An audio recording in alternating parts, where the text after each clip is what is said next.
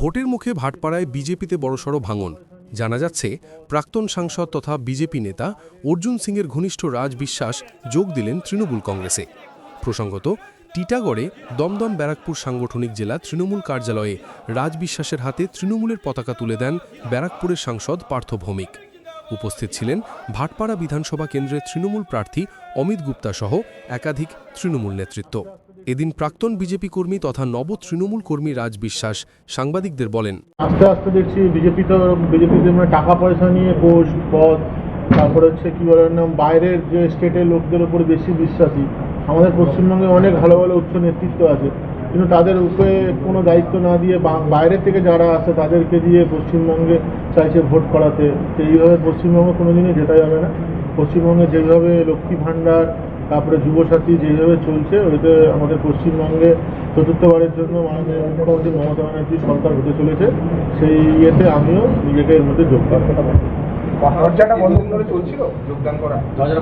হ্যাঁ, অনেকদিন ধরেই চলছিল, তো আজকে ডেট হয়েছে, তো আজকে আপনি কোনো বিজেপির কোনো পার্টি ছিলেন? না, এই মুহূর্তে না, কোনো বিজেপি অতীতের নির্বাচনগুলোতে বিজেপি সক্রিয় ভূমিকা ছিল। সেটা ভাটপাড়ার মানুষ জানে যে রাজ বিশ্বাস গোলঘর অঞ্চলে বিজেপির জয়ের পিছনে অন্যতম কাণ্ডারি ছিল।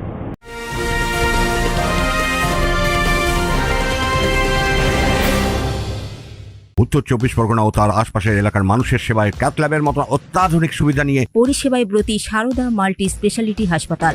একই ছাদের তলায় মানুষ সাধারণ চিকিৎসা থেকে শুরু করে 24 ঘন্টা cath lab, MRI, CT scan, এনআইসিইউর মতো সুবিধা এবার থেকে পেয়ে যাবেন সারদা মাল্টি স্পেশালিটি হাসপাতালে। প্রয়োজনে যোগাযোগ করুন 033-2592-0730, 2593-0730, 2593-3562 ও 9331275635 নম্বরে। আমাদের ঠিকানা royal park, Kalyani expressway, Barrackpore, Kolkata 7,01,21। Sarada multi speciality হাসপাতাল, পরিষেবাই হোক আমাদের মূল লক্ষ্য।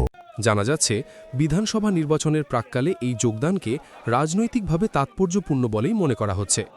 এদিন ব্যারাকপুরের সাংসদ পার্থ ভৌমিক বলেন, দীর্ঘদিন ধরে জানেন, সবাই অবগত আছেন যে গত লোকসভা নির্বাচনে ব্যারাকপুর লোকসভার মধ্যে আমরা 7টার মধ্যে একটা সিটি হেরে গেছিলাম, সেটা হচ্ছে ভাটপাড়া বিধানসভা কেন্দ্র।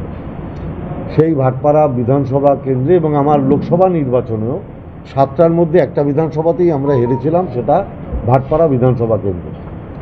সেই ভাটপাড়া বিধানসভা কেন্দ্রে বিজেপির জয়ের যারা কাণ্ডারি ছিলেন তাদের মধ্যে অন্যতম রাজ বিশ্বাস আজকে এই 2026-এর নির্বাচনের প্রাক্কালে মমতা ব্যানার্জিকে চতুর্থবার মুখ্যমন্ত্রী করার লক্ষ্যে এবং বহিরাগত এই যে অপসংস্কৃতি এবং নির্বাচন কমিশনের এই হিটলারগিরি, তার বিরুদ্ধে প্রতিবাদ জানিয়ে আজকে ভারতীয় জনতা পার্টি ছেড়ে তৃণমূল কংগ্রেসে যোগদান করছে।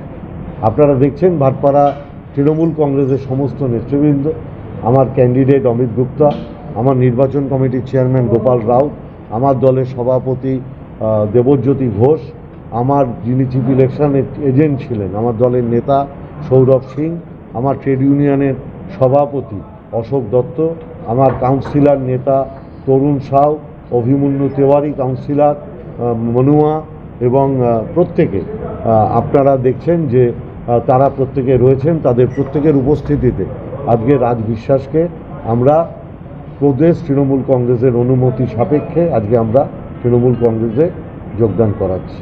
এই প্রতিবেদনটি করা পর্যন্ত এই বিষয়ে অর্জুন সিংয়ের কোনরূপ প্রতিক্রিয়া পাওয়া যায়নি। অরিন্দম রায়চৌধুরীর report, news Bengal today. Meghbela লাইভে আপনার পছন্দের টিভি চ্যানেলস সম্পূর্ণ বিনামূল্যে, শুধুমাত্র মেঘবেলা ব্রডব্যান্ডের কানেকশনের সঙ্গে। মেঘবেলা ব্রডব্যান্ড, বাংলার ঘরে ঘরে।